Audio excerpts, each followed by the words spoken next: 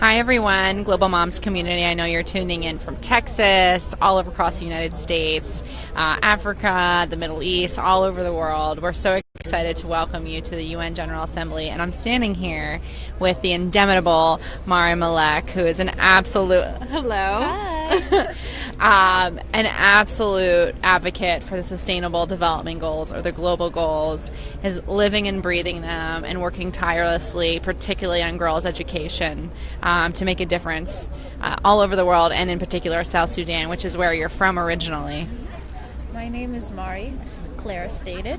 I came from South Sudan as a refugee, and we escaped from South to Egypt.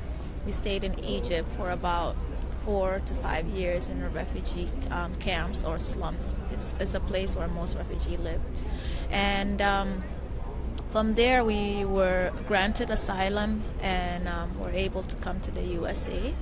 And from there, I started modeling and DJing and acting now. And one of my things is that since I've been given the privilege and one of the lucky refugees to be here is to use my platform and use my creativity as a form of activism. So that's what I do now to raise awareness on social issues such as refugee crisis and girls' education.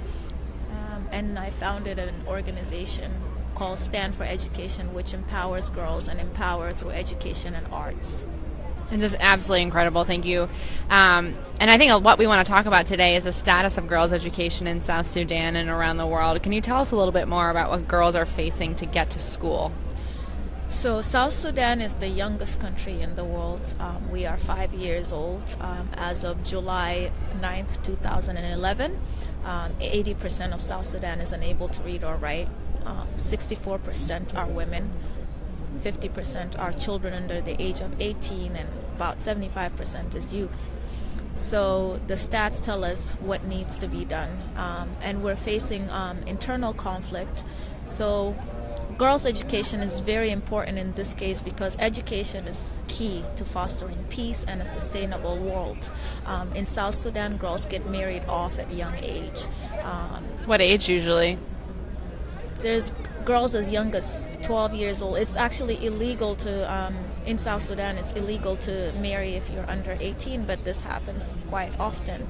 And there's dowry that's paid for the girls. So one of the ways I found out even more about it is that when we started working on the ground in South Sudan, whenever we have a school that we're partnered with, and it's called the Malek Primary School, there's right now there's 800 children there, but before we started it was 300 children and very small amount of girls.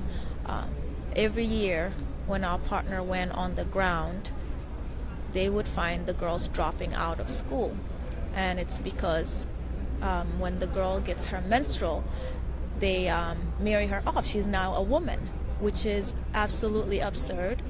So what we do is destigmatize the stigma on menstruation and make sure that girls are provided with menstrual health kits and education on women's health. Also by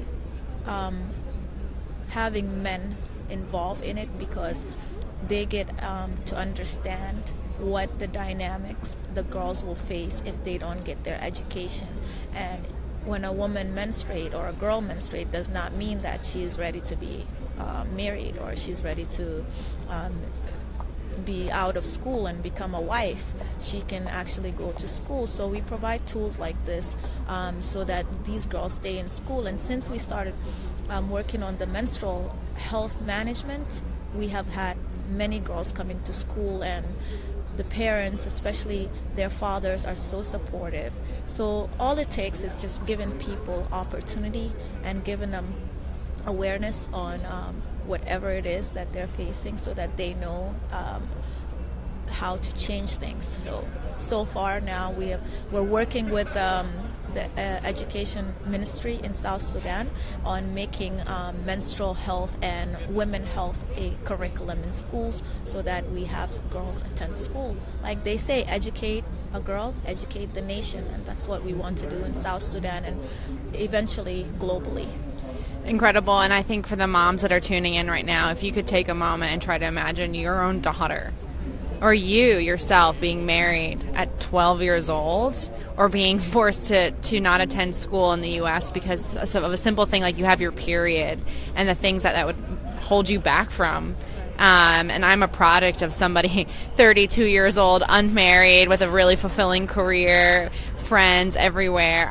Got to go to school, I got to go to university, and I just can't imagine what it would be like for me if I didn't have those opportunities. So it's incredible to see the work that Mari is doing, and the organization that you have, Stand4Education, to make sure that we catalyze support. And Mari, my last question for you is, what can the Global Moms community do to support your work?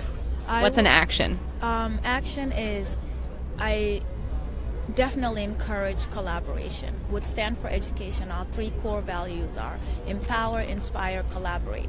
We cannot get things done unless we work together.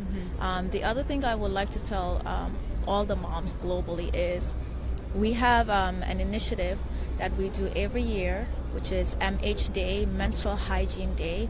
This is May 28th, and it's open for everyone to partner and help us raise awareness and destigmatize the stigma on menstruation. We have a campaign called Let's Face It, period. It's time for us to face issues such as, it's not even an issue, menstruation is life. So we need to educate, put awareness out, especially in countries such as mine, and be able to support girls and through their cycles, and be able to work together to make it okay and to make it a way for us to just be women. So if any moms out there want to join us with our campaign, Let's Face It, period, please contact us, info@stand4education.org, and join our International Menstrual Hygiene Day. We will, and we're going to put those in the comments, some links to your work. So thank you very much for taking the time to speak to us at the UN General Assembly here in New York City, where the world's really come together to help things like girls' education. Thank you, Mari. Thank you.